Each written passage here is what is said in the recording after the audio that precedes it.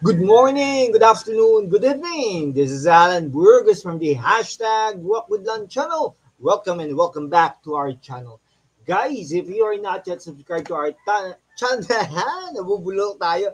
Channel, this is really the perfect time to join us because we are growing. No, we are officially 7,830 subscribers. Thank you so much. God bless you all. Ang pag-usapan po natin today ay yung kay Bato de la Rosa, no? Yung kay Bato de la Rosa po ay isang senador ng Pilipinas. Okay? Siya po ay na-elect mainly sa popularity po ng dating Pangulong Rodrigo Roa Duterte noong 2019. Okay? Kaya lang po ngayon ay nanganganib na baka hindi po siya ma-re-elect dahil wala na nga po si dating Pangulong Rodrigo Roa Duterte. Pero sa tulong naman ni Sara Duterte, ito ay pwedeng ma-re-elect. Ganyan po ka-powerful ang endorsement ni Vice President Sara Duterte. Kaya nga naman, biglang nagsabi ngayon na kahit anong posisyon ni Vice President Sara Duterte ay si Bato de la Rosa na dating Chief of Police ng Davao at Chief of Police PNP Chief ng dating Pangulong Rodrigo Roa Duterte ay nagsabing sumusuporta at susuporta, no, kahit anong mangyari, itaga mo sa Bato. Yan, sabi ni Bato de la Rosa. Kita niyo po ba yung yung ulo ni Bato de la Rosa? Hindi na kayo natakot diyan, mga kalaban niya sa politika. Talagang sabi niya, no, he is really firmly behind, okay, and support Vice President Sara Zimmerman Duterte kahit na nag-exit na, kahit na nag-resign na diyan sa gabinete ng Pangulong Bongbong Marcos. Yan. Okay. Talagang O sabi ng mga nagko-comment, ilabas ko daw ang mga kulay ko. Yan, ang kulay ko ay kayumanggi. Yan. Okay? O, wag po kayo magkakamali ha kasi marami na po nagkakamali, no? Diyan po sa BGC at sa iba't ibang lugar, hinahabol po ako. Talagang tinatawag nila ako pero ibang pangalan po ang tinatawag. Ang pangalan na tinatawag, Richard. Yan. Richard Gomez. Sabi ginaganon. Nako po. Tapos, pag lumingon naman ako, sabi nila, ay, sorry po ah. Parang kahawig niyo po si Congressman Richard Gomez. No? Hindi po ngayon ha. Noong kabataan niya. Nako po, Diyos ko. Sabi ko, nagkakamali ka yata iha. Ganun eh. Sumisigaw-sigaw pa sila. Nagbliblink pa yung mga mata nila. Anyhow, ano lang po yun ha.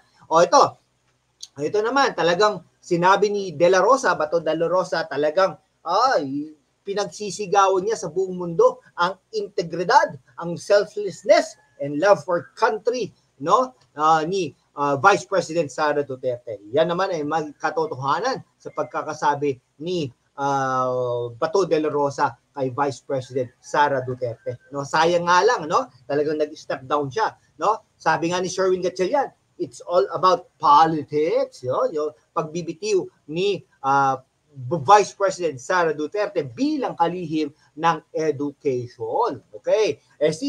Syempre medyo may pagkabias po ito si Bato de la Rosa dahil nga po siya ay former police chief and syempre expected and well-known ally of the Dutertes, taga Davao no? Yan.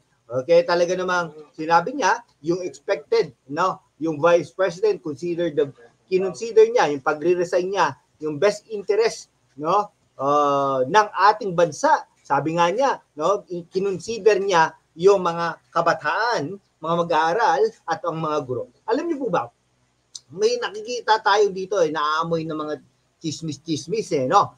Nag-resign siya dahil ang mga programa niya hindi na kayang i-implement dahil nga po it's all about politics, no? Katulad nung yung PBB. Ano PBB? Pangulong Bongbong. Yan, PBB. Pangulong Bongbong. Okay, hindi ano po 'yan? Parang performance bonus 'yan eh. Hindi ko alam yung anong isa basta performance bonus 'yan ng mga teachers. Okay? Hindi na po nila makukuha 'yan. Nawala na po, no? Parang naano na po sa bula, no? Alam niyo po ba yung ibang guro nakapag-utang na? Ginawang collateral ang PBB. Tapos yung PEI wala na rin po, no? Ayan, swerte itong mga ating mga mahal na guro, no? Dahil talaga naman sila ay nakakakuha ng mga bonuses. no? Talaga naman, sana naman, sana all, di ba? Pero, mga guro dyan, no, suportahan nyo ang ating channel. Ilang milyon ang mga guro, no? Lahat ng mga guro, mag-subscribe sa ating channel. #WalkWithLan para naman pinagtatanggol natin. Ala, wala pa lang ano to. Ano ba to? Mali. Ay, nako, sana umano yung boses. Nako, wala. Anyhow. Ay, nako, sana naman merong boses to.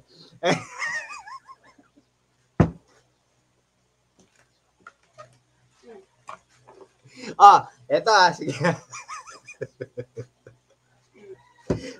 #WalkWithLan. Ganun na. Bato de la Rosa. Ayan, talaga namang kinonsider daw ni Vice President yung decision niya sa best interest ng mga kabataan at ng mga guro. Okay, so dahil dyan, talaga namang kahit tayo ay pinagbubunyi natin.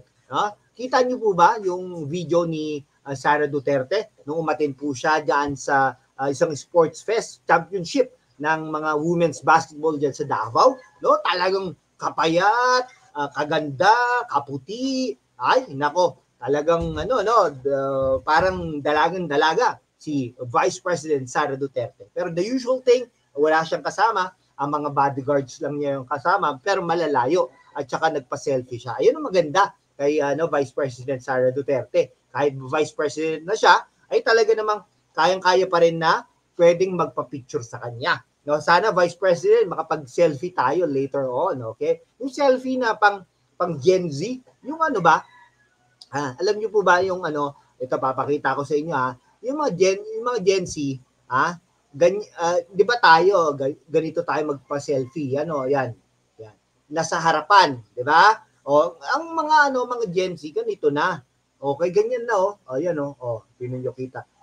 Ganyan na Ibig sabihin, kahit hindi nila kita yung perfect pa rin. So anyhow, okay? So yun talagang yun, no? So talagang pinag-isipan niya ito, sabi ni Bato de la Rosa, no? Talagang sana makapag-find siya ng peace and comfort doon sa situation niya. Kasi alam niyo po ba, minahal ni Vice President Sara Duterte ang trabaho niya. Pumupunta siya sa mga eskwelahan, nagtatanim, minimit niya yung mga guro, principal, mga estudyante, nagre-reading siya dyan, no? Nag-tutorial siya dyan, etc. Minahal niya ang trabaho niya. Tapos alam niyo po ba, nangyayari yan sa mga sitwasyon na gano'n, no? Minahal mo yung trabaho mo, binigay mo lahat ng utak, experience, no? Binigay mo lahat.